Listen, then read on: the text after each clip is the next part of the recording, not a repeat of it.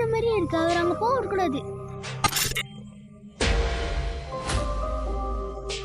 என்ன திடீர்னு இவ்வளவு வேகமா காத்திருக்குது?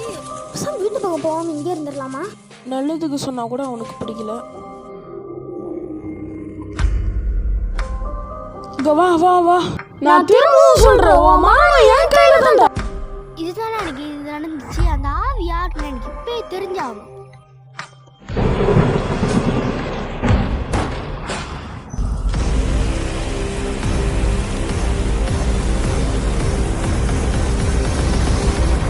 என்னடா இங்கேயும் விளையாடுறோம்.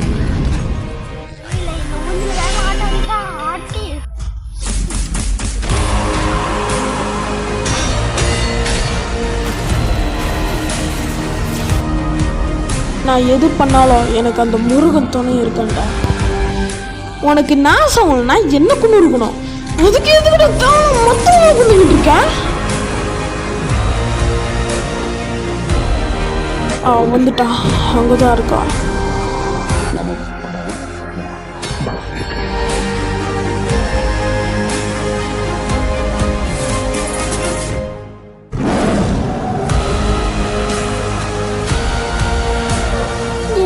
என்னென்னமோ சொல்றீங்க, எனக்கே பயமா இருக்குதுண்ணே.